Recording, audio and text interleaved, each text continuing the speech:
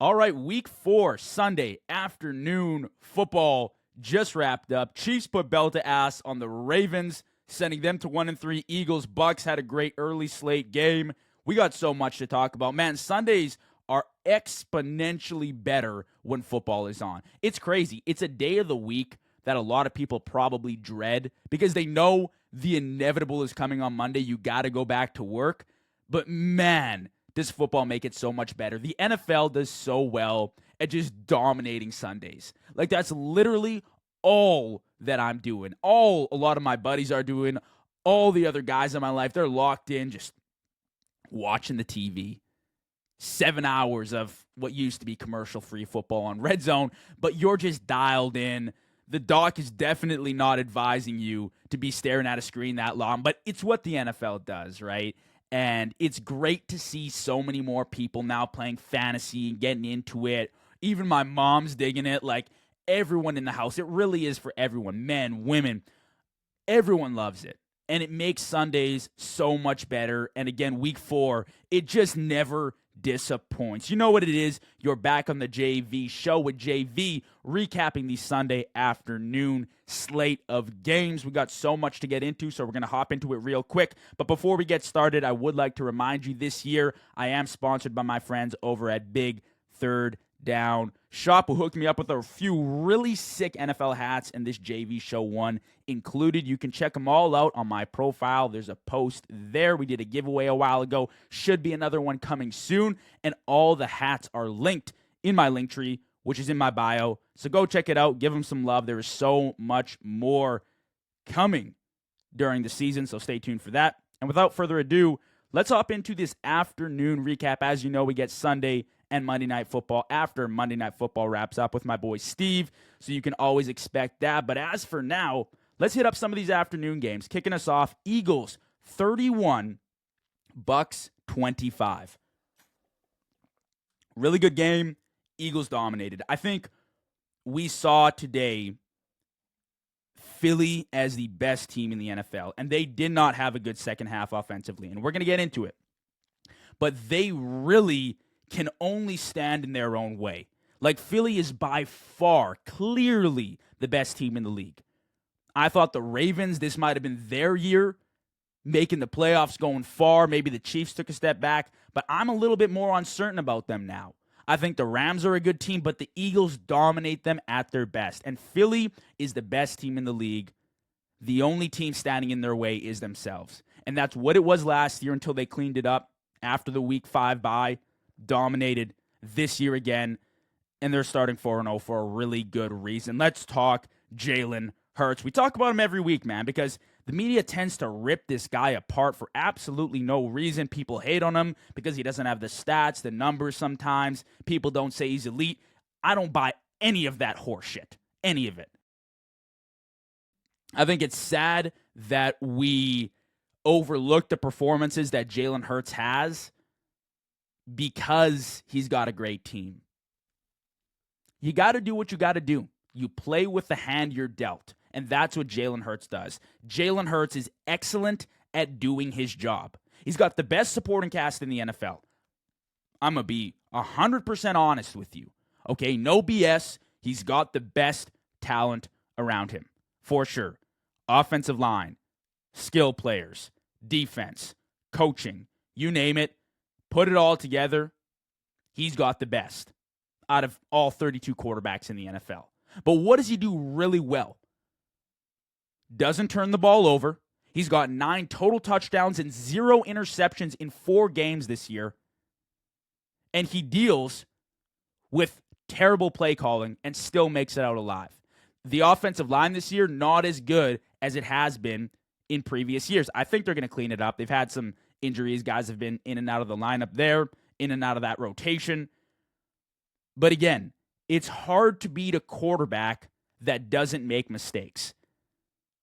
Today he had, 130 yards passing, few touchdowns. Statistically, he doesn't jump out at you. But when you watch the games, Jalen Hurts does the little things very well. Protects the ball, gets it into his players' hands, and he wins games. There are very few quarterbacks you can rely on like you can Jalen Hurts to win you a game with the final drive. Second half today was embarrassing. 0 yards, 0 completions. We got to fix that. Don't get me wrong. It's not all sunshine and rainbows over in Philly. But I think time and time again, we see Jalen Hurts do it at a really high level, and he just does the details perfectly. He does it all really, really well. Handled pressure today really well, especially in the first half. Comes up big when you need a game-winning drive. He can throw for 300 yards and 3 touchdowns. He can sit back, let somebody else drive the bus, and throw for 100, 150 yards, put one in with his legs. He really does it all. And I think he doesn't get the respect he deserves. Now, on a talent scale, he's behind Herbert. He's behind Baker Mayfield. I choose those guys all day as an arm talent, just as a pure athlete over Hurts. Although Hurts is up there, like he's top 10. But when you look at the performances in big moments, the ability to take care of the ball, you rarely see Jalen Hurts make a mistake. Maybe he doesn't jump out at you like Lamar or Josh Allen when they take over games because they do it so often. But Jalen Hurts keeps the mistakes to a minimum, keeps the ball out of harm's way, and that's what has helped them in these close games to win the turnover battles and come up big when necessary. Now let's talk about that offense today. Besides Jalen Hurts, looked good in the first half. The second half was atrocious. Kevin Patullo, he's barely got a job in Philly. People are headhunting him this week. I would be careful if I were him. We know how rambunctious those Philly fans can get. We know how serious they are about their sports. I said it last week. Kevin Patullo's got literally the easiest job in sports. Jalen Hurts, Saquon Barkley, A.J. Brown, Smitty, whoever else you got. They got so much damn talent. Dallas Goedert punched in 2 touchdowns today. You got the most unstoppable play in football, unstoppable play in sports right now. Good offensive line, stellar defense. You don't got to do too much at all. Just don't stand in the way of your guys. Keep doing what you do. We need a consistent game from Patullo. We can't have consistent halves. We can't have 3 great quarters. We need full performances from Patullo and his play calling. Because Philly, as good as they are, this is the NFL. And to win 3 straight games in the playoffs with only one half's performance is a lot to ask when you're playing the best teams in your conference. Right now, you can get by. Right? You can squeak by. But when the playoffs roll around, you can't depend on showing up big in the first half and then dying off in the second half. Or playing brutal like you did against the Rams to open the game, only to come back and have a remarkable victory in the second half with a blocked field goal, with multiple blocked field goals and one for a touchdown by Jordan Davis. It just can't happen. You need consistency if you're going to be elite. You need to be able to count on that offense for 4 straight quarters to put up points time and time and time again. Limit the punting. Limit the poor, stale, dry offensive play calling and just show up and go to work for 4 straight quarters. That's what they were great at last year. That's what they did in the Super Bowl against the Chiefs. Started out hot, ended off hot. They got to do it if they want to win another Super Bowl. But with that being said, the Eagles are the best team in the NFL. Not even close. They are Super Bowl favorites. They should be favored to win back-to-back. I'm sorry. And, I think a lot of people are tired of Eagles fans chirping in your ear, oh, Jalen Hurts is top 2. Oh, this team is incredible. It's annoying. Like, I'm not going to lie to you. It's annoying. I'm not a Philly fan. I'm with you guys. But we got to be real. Reality is the Eagles are the best team in the NFL by far. Nobody competes right now. I honestly don't think anyone's close. At their best, Philly's the team to beat. They have to be. Offense, defense, special teams, it's all there. Like I said, the only thing holding them back right now is themselves and probably their play calling offensively. Special teams scores another touchdown this week. Difference makers in close games. When you're up in these really high intensity, one possession, 3-point, 7-point, 8-point games, especially in your conference, especially when it's a divisional game, for example, you got to be clean in all areas, all aspects of football. One of those areas is special teams, and it's often forgot about, but it is crucial. You talk to any NFL coach, any NFL coordinator, and they will probably tell you it is one of the most overlooked aspects of football. If you can flip the field with your punter, if you can beat the other team on return yards, on kickoff coverage, on everything, every aspect of special teams, you put yourself in a real favorable position to win games and come out on top. Doesn't show on the stat sheet. People aren't looking for it on the stat sheet, but man, does it matter. Multiple blocked field goals last week, blocked punts, you name it. This team does it all. Special teams units have been on fire for Philly, and they've been a difference maker. Period. Offense at its best is number one in the NFL. Only play calling is holding it back. Jalen Hurts is an elite manager. A.J. Brown, Devonta Smith, Goddard got in the end zone 2 times today. Offensive line has been good. Not quite as good, but good. Once they have everyone healthy, once everyone's rolling, they get in their jam, I'm sure they'll be fine. Barkley's production hasn't been what it was last year, but it's still solid. His presence alone, Barkley being on the field, that's good enough. Like, that's enough. You don't necessarily need 150 yards per game, but just having him out there makes that defense worried.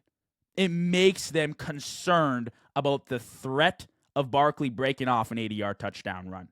Defense is unreal, relentless, hungry. Forced fumble in a big moment today against the Bucs. It was 24-13. They get the momentum back. I believe it was after Baker's first 70-plus yard touchdown to Ibuka. They do it all. This is a top 5 offense in football. This is a top 5 defense in football. The special teams unit is great. Stay out of their own way, and this is a back-to-back Super Bowl championship team. Straight out.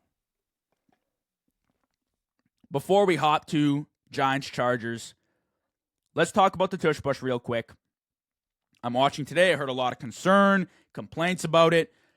Almost got banned earlier on in the offseason. Ended up not getting banned. Ended up being voted on by most of the teams, keeping it in the game. A lot of teams do it pretty effectively, but the Eagles seem to do it better than everyone else. And at this point, I mean, they're doing spin-offs of it. They're doing different variations. The tush push is unstoppable, and now they have multiple variations to it. Philly's already the best at it in the NFL. Now you're adding variations where Barkley's getting a toss, where Goddard's getting a pitch. Philly has squeezed every last ounce out of the tush push. And it works for them. It transforms this offense. The tush push transforms Philly's mindset. Because it's no longer 1st and 10. It's 1st and 8. If they get 8 yards on 2 or 3 downs, they can tush push their way to victory. I don't know how long the rule will last. At some point, people will get fatigued, they will get tired, and they will vote against the tush push. And it will be banned eventually. But up to this point, the tush push has been absolutely unstoppable. And I got to give Kevin Patullo credit because that first half, he was getting pretty creative with those play calls. If I'm going to give him credit on anything today, it was that first half performance, the play calling early on, and the tush push play calls. I mean, it was unreal. As for the Bucs today, look, you're playing a better team. You're missing Mike Evans.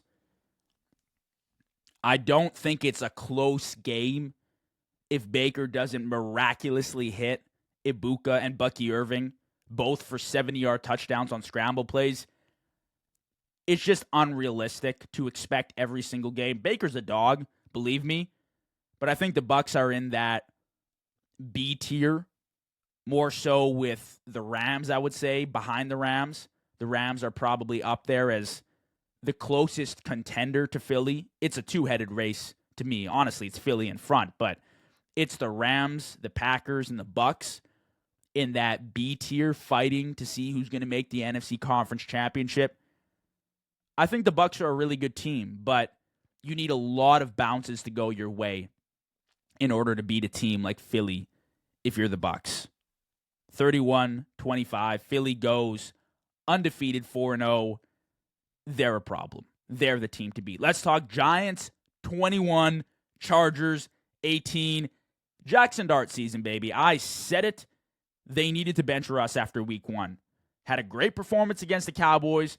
We all know that defense is arguably the worst in the NFL right now. Jackson Dart is the future. He is the future in New York. The Giants need a consistent quarterback, and they got that with Jackson Dart.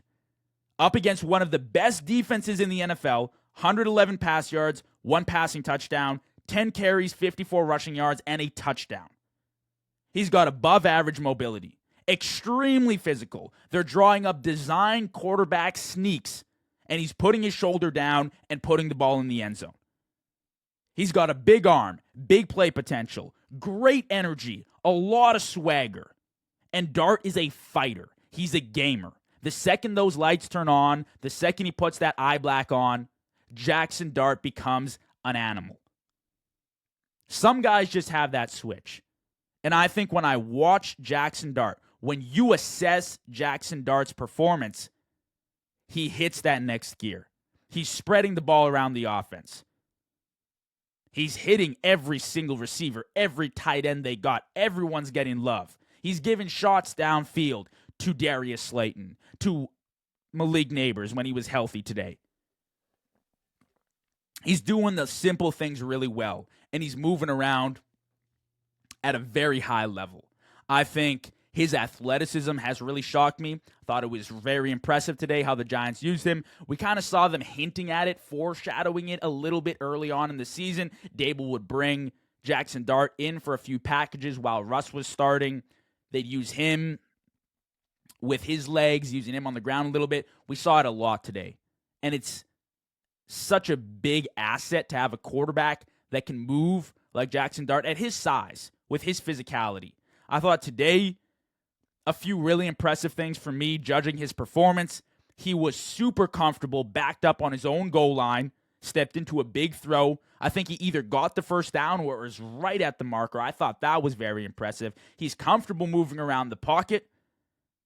And I thought it was a great game considering the protection. The protection in New York still sucks. They sacked them 6 times, and Jackson Dart still brought them a W. That's got to be encouraging. This Giants team deserves way more respect than they get. It's very underrated in New York. They finally got their quarterback. Jackson Dart has the keys to the franchise.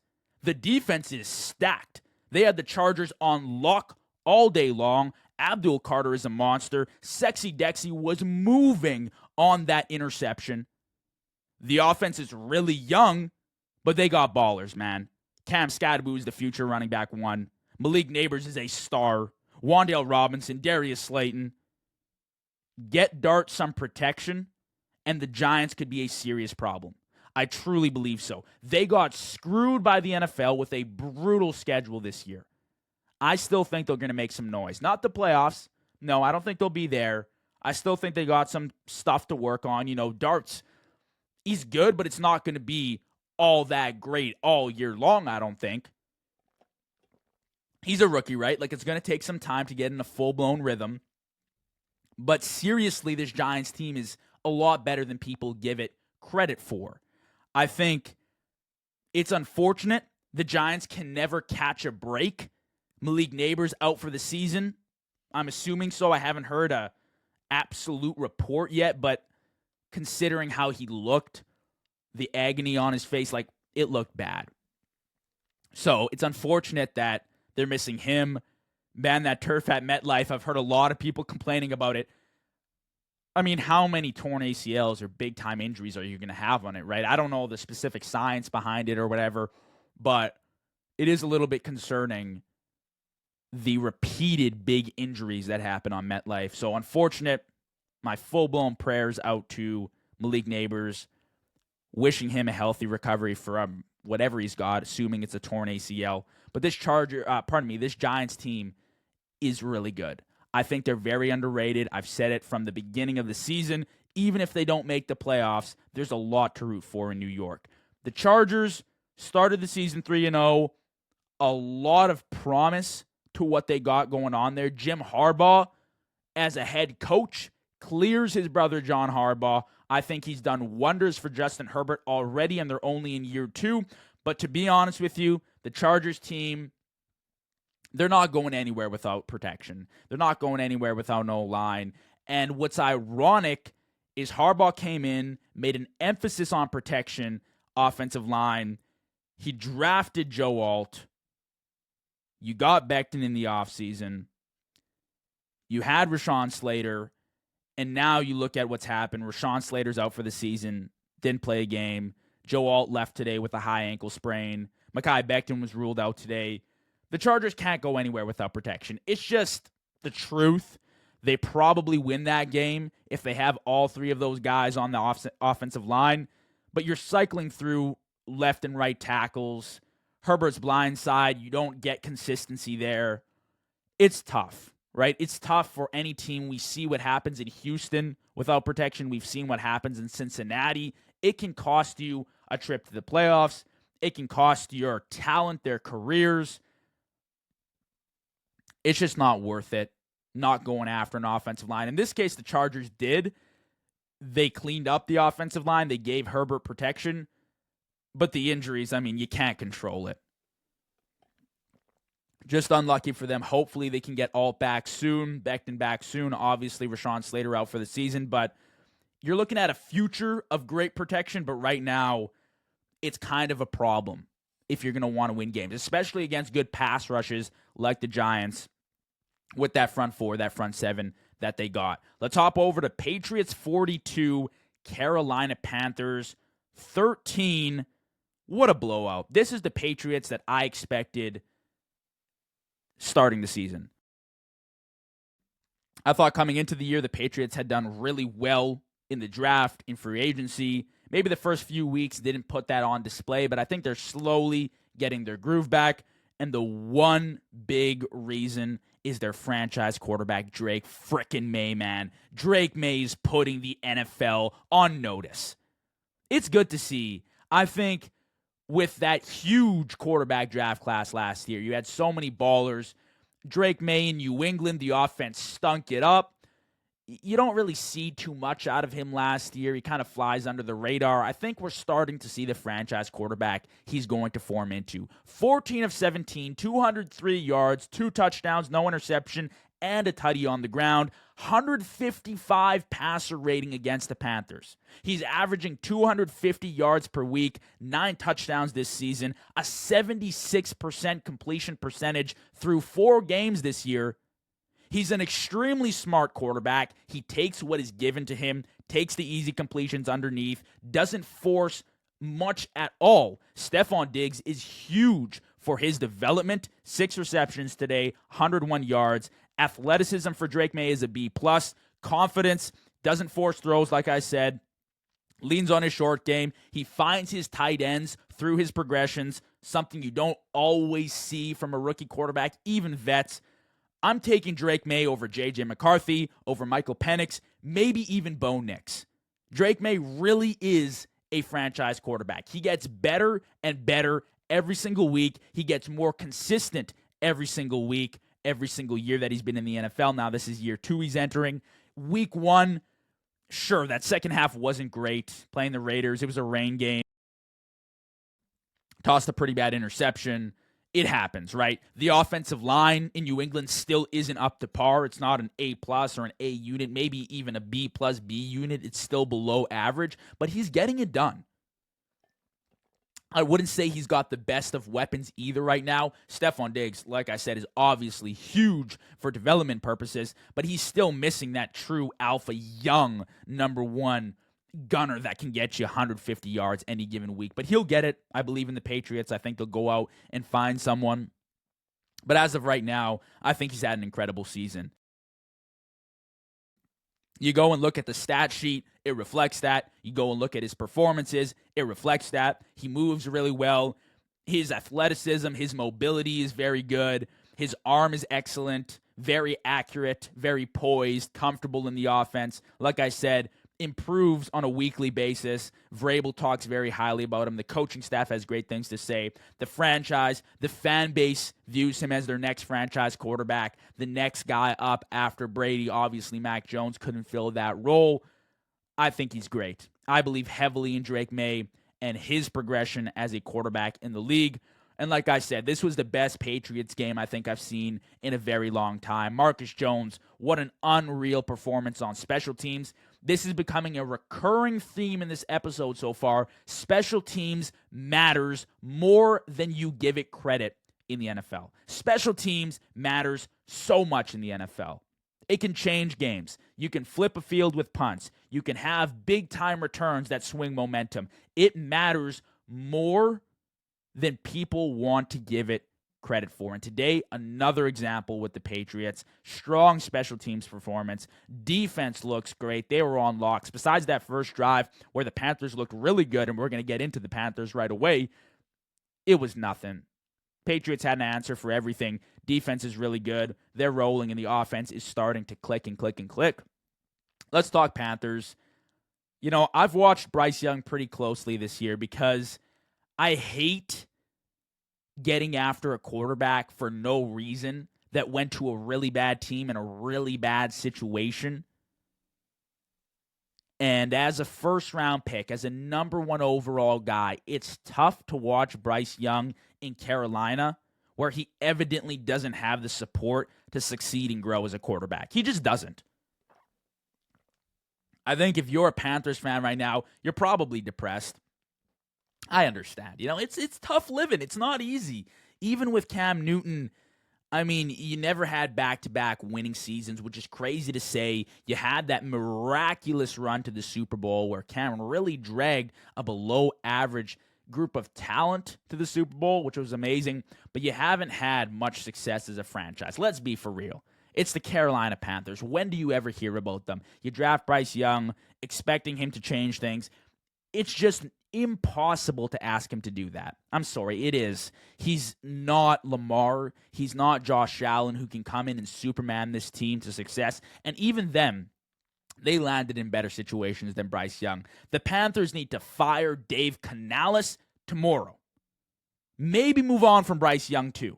And that's not a dig on Bryce Young. I've talked very highly about him. I've seen great things from him. I just don't think it's right for the Panthers to drag Bryce Young down with themselves, with the franchise. Play calling is embarrassing. Dave Canales, he's not calling like this job is on the line.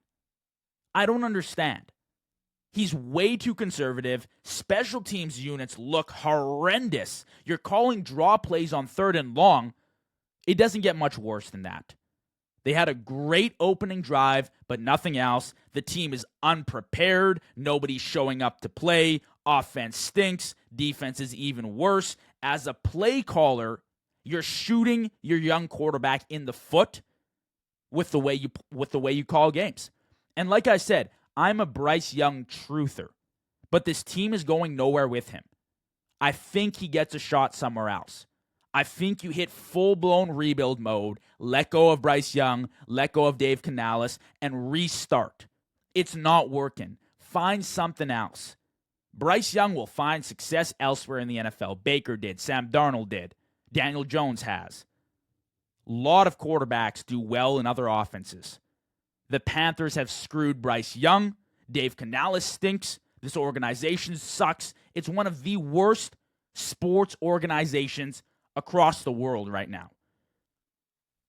And the crazy thing to me about the play calling, before we hop to Lions-Browns real quick. I want to touch on Joe Flacco there.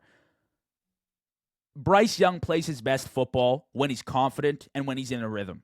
And Dave Canales just doesn't help with it. He's too conservative as a play caller, doesn't let Bryce Young just go out there and play free ball. I mean, there's so much wrong in Carolina.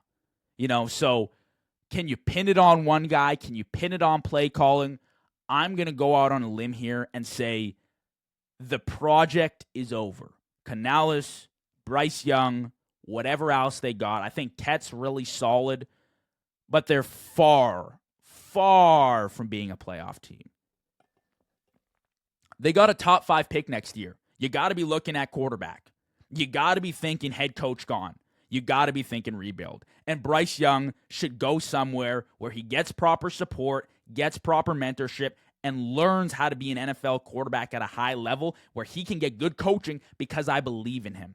I believe in Bryce Young, just not in Carolina. Lions 34, Cleveland Browns 10. Don't have much to say about the Lions. To be honest with you, there were, I think, 6 early afternoon games on. Usually there's been 9 for the first 3 weeks. So I just flicked on the Lions-Browns because last week I did not watch Packers-Browns live, and I looked at the score and I was like, wow, how the hell did that happen? How did the Browns come out with the W? So I thought, what are the odds they do it again? Early on in the game, I was thinking, shit, I'm a genius. This game might be tight. Ended up being a blowout loss for the Browns. But I think there are some good things you can look at if you're a Cleveland fan. As for the Lions, great game.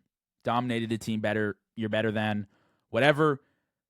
As for the Browns, I think, and here's my take, right? Joe Flacco, it's over, right? He's old. Career's done. Gonna wrap it up after Cleveland. All good. Make Shedeur Sanders the starting quarterback. Make Shedeur the starting quarterback. Or at least give one of the rookies an opportunity to play ball. Sell some tickets. Get some fans in the stadium. Get some optimism in this fan base. Flacco's career is over.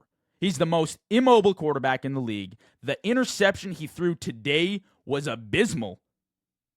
The offense can't score more than 13 points a game. You're picking top 5 in the NFL draft this year. It's over. Like, it is over. There's no hope in Cleveland. Ironically, the defense is really good. They're a good unit. They held this game down as long as they could, considering the offense. They shut down a good Packers offense last week. 0 quarterback play, and an offense that can't move the ball makes this team unwatchable. At least give a rookie a shot. Dylan Gabriel's there. Shedeur Sanders is there. At what point do you turn to either of those quarterbacks and say, here's your opportunity. Here's your shot. Go show us something. Throw 3 interceptions in a game. Play carefree football. Because you can. We're not competing for the playoffs this year. We don't got a shot. We suck. We suck. So give us a shot. Give some fans a reason to come in the stadium and watch. Because Flacco in that offense is unwatchable. And I don't even blame Flacco. He's older. He's never been a super mobile quarterback. Obviously, the mobility is shot at this point, at his age. Give a rookie a chance and let him go play ball. Whether it's Shedeur, whether it's Dylan Gabriel, give one of them an opportunity. I want to talk about just one later afternoon game, Chiefs, Ravens. The rest we're going to get into on the Monday Night Football recap with me and my boy Steve. I got a lot of venting to do about this game. We're sitting at around 35 minutes on the episode timer right now. This might take us to 50, man. Like, I am hot. I'm hot about the Baltimore Ravens. Chiefs took it 37. Ravens had 20. More like 13. Like, the last score was a joke. First and foremost, the Chiefs dynasty is far from over. Look out. People told me the Chiefs were done for. They might miss the playoffs. They're taking a step back. They've fallen far down the ranks. I don't think so. This team is a weapon away from being a Super Bowl favorite in the AFC. And Rashee Rice is the answer. The defense is top 5. How many elite offenses are they going to shut down? First the Eagles, then the Ravens. Who's next? Spags is a genius. They heard all the haters celebrating after week 2 like it was their Super Bowl loss. And now this Chiefs team means business. Mahomes and that offense picked apart the Ravens defense. Now, for what that's worth right now, I don't know. We're going to get into the Ravens defense very soon. I'm hot about them. But the offense in Kansas City looked really good. Mahomes looked like an MVP against the Ravens. Xavier Worthy had 85 yards and 5 receptions. They ran the ball for 120 yards. 4 for 4 on fourth down conversions. 4 for 4. Fourth down conversions. Just wait for Rashee Rice to return, because here's the thing with NFL fans. We do this really, really bad in a lot of different situations, especially with the media. Even myself, I'm guilty of it. We let recency bias get the best of us. We let recency bias allow us to forget about how dominating the Chiefs really are.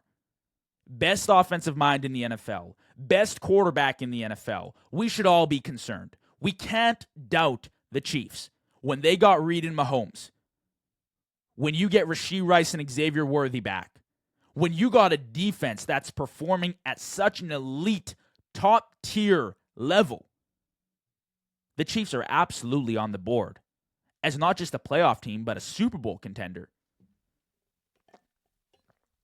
And again, in a game that I thought, the Ravens look really good this year. They're going to take over. The Chiefs are going to fall to 1-3. Again, proven wrong. Again, I think, I've watched it too many times now that it's just routine. The Kansas City Chiefs will always linger around as a playoff team, as a Super Bowl contender, as long as they got Mahomes. And why don't we talk about Mahomes real quick? You forgot Mahomes was this good. You forgot how good Mahomes really is. We've gotten used to a stale Chiefs offense with no weapons. It's amazing what happens when Mahomes gets a number 1 weapon. And he doesn't even have it. I don't think Xavier Worthy is that just yet. Wait till Rashee Rice comes back. Today, 25 of 37, 270 yards, 4 touchdowns against the Ravens, and Minshew finished the game. You don't want to mess with Mahomes. Wait until Rashee Rice gets back. There is nothing scarier than a Chiefs team being doubted entering the playoffs as a wild card team. Because odds are right now, if the Bills keep up doing what they're doing, let's say the Chiefs lose a few more games, Bills might take the number 1 seed. The Chiefs, maybe they win their division, maybe not. Chargers lost today, helps out a lot. But let's say the Chargers win the division, right? They end up getting the line back. They look really good. Chiefs as a wild card team, holy shit. Good luck. By the way, Patrick Mahomes, youngest quarterback to score 250 passing touchdowns. Greatness right in front of our eyes. So let's paint the picture right now. Rashee Rice comes back. Worthy is your number 2. Thornton is your number 3. That's dangerous. It doesn't matter how you start in the NFL. It's all about how you finish. It's all about the momentum you carry into the playoffs, and the Chiefs are going to have exactly that. Mahomes has been playing lights out since week 1. Lights out since week 1. You heard me right. Once he gets his full offense back, I would be concerned. People told me the dynasty was over. I thought the Chiefs dynasty was a wrap. It's still here. It is far from over. And never forget, Mahomes is the standard. When you look at a great performance from any quarterback in the league, even Lamar or Josh Allen, immediately the comparison goes to Mahomes. Last year, I remember seeing comparisons of above-average quarterbacks who had better seasons than Mahomes, and people were bragging about it. Look at what this quarterback did compared to Mahomes. He is still the standard. He is still the measuring stick. And a performance like this, 270 yards, 4 touchdowns, it's amazing, but Mahomes can do it every single week. If Mahomes has his full offense, that is a run-of-the-mill performance from him. He is an MVP caliber player still. Truly believe it. Said it to start the season. Said you shouldn't write off the Chiefs. This is exactly why. They send the Ravens to 1-3. As for the Baltimore Tam Ravens, OMG. I'm excited because I don't have faith in the Ravens right now. I'm a Bills fan. I'm excited to see Josh Allen ball out. Honestly, I haven't really watched the Bills too much these past few weeks. It's been 3 straight bye weeks for them. I think they played the Dolphins, they played the Jets, and they played the Saints this week. So I'm more entertained watching these games while I know the Bills will handle business as they always do. Just watch a few highlights. It is what it is. Bills Mafia, let's ride 4-0. Here's the thing, all right? I digressed a little bit with the Bills. Let's get back on track with the Ravens here. Fire John Harbaugh right now. Enough is enough at this point. I've had enough. Derrick Henry had 4 carries in the first half. 8 total carries in the game. That is 2, count them, 1, 2 carries per quarter. 4th and 1, 3rd and short. Derrick Henry isn't in the game. Why? Somebody answer. Head coach, please. You don't care to go for 2 at the end of the game. What the hell? What was that halftime interview? They asked, hey, John, listen, Derrick Henry hasn't been involved. He's got 4 carries. What are you going to do? Well, what are you talking about? We need to get Derrick Henry the ball. Is the run game not your identity as an offense? Do you not have Lamar and Derrick Henry? Does that not put a threat on the defense? Hey, we're going to run this down your throats? Is that not how you win games? Every time you abandon the run, you lose. You lose. Go look at the stats. You lose. For too long, John Harbaugh has been carried by Lamar's talent. You have a 2-time MVP and just 1 conference championship appearance to show for it. And the crazy thing, you look at John Harbaugh during games, he looks stunned, baffled, mouth wide open. What? You mean I can't tell Lamar to go and win us the game by himself? No! You can't. These are must-win games for the Ravens. This is a must-win year for the Ravens. At this point, anything short of a Super Bowl is bad for the Ravens. If the Panthers made the playoffs, that's a success. When the Ravens make the playoffs, that should be a given. That should be the baseline expectation. You're starting the season 1-3 because in multiple games this year, you've abandoned the run, you can't close out big leads, and it is coaching malpractice every single week. I ask you, please explain to me. You've had coordinator turnover year after year after year. DC coming in, DC out. OC coming in, OC out. Nothing works, but nobody addresses the common denominator of John Harbaugh. And don't even get me started with Zach Orr. Zach Orr's job should be terminated now. Right now. Terminate him. Should have done it mid-game. Should have kicked him off the sideline. And that's John Harbaugh's guy, is it not? Is John Harbaugh not a defensive guy? Shit, I'm sweating. It makes me cringe watching the games. It's unwatchable. Unwatchable. Zach Orr, I mean, do I even have to say anything? That's shit. That is a shit product of football. Brother, that is the 3rd time this year you've allowed 37 or more points. It's week 4. What are we doing? This was a top 10 defense going into the season. You invested heavily in the draft. Mike Green, Malachi Starks, Jair Alexander in the offseason. I don't even think it's a question that he should be fired. that he should be let go. Something's got to change. I get it. You're missing 7 starters by the end of the game against the Chiefs, but we've seen you at almost full health still allow 40-plus points. So are we going to make an excuse for this week? What about the other 2? I want accountability for the Ravens. I want somebody to come out from the coaching staff and say, this is on us. We are going to change it. We're going to fix it, and I want to see it fixed. Before you blame Lamar and the turnovers, right? Before you blame Derrick Henry and the fumbles. Before you blame the turnovers on Lamar. Before you even blame the playoff performances on Lamar, you look at the coaching staff. John Harbaugh, Zach Orr, Todd Monken right now. All of them stink. They stink. You got a Hall of Fame running back, Hall of Fame quarterback. They're both playing at their peak.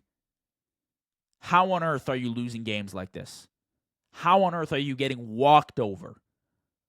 Look, I know Lamar went out with a hamstring injury, which is even more concerning to me. I don't know the timeline on that. But you're starting 1-3. You're playing like this.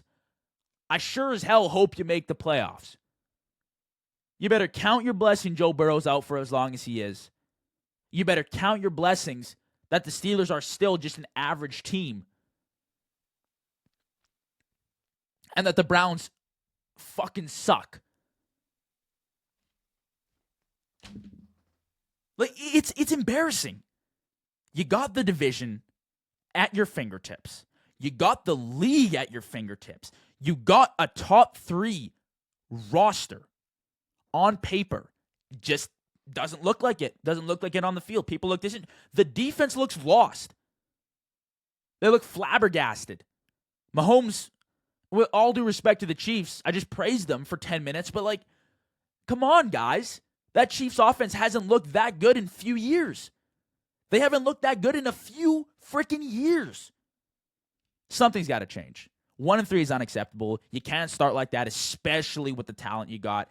You got to play Derrick Henry in a 3rd and 1 situation. It doesn't take a genius. It really doesn't. Crazy. Crazy, crazy, crazy. That's a wrap on week 4, Sunday afternoon football. Thank you for listening to my Ravens rant.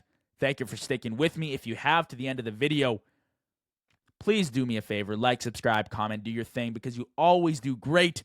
I appreciate it so much. Like I said, so much content on the way this week. We've been killing it here on YouTube. Instagram's getting a bunch of love. I love it, man. I appreciate you for sticking with me. We're not even close to halfway through the season, so let's keep rocking it. Let's keep doing our thing, and I'll catch you real soon for Monday Night Recap here on the pod. Stay safe. Peace out.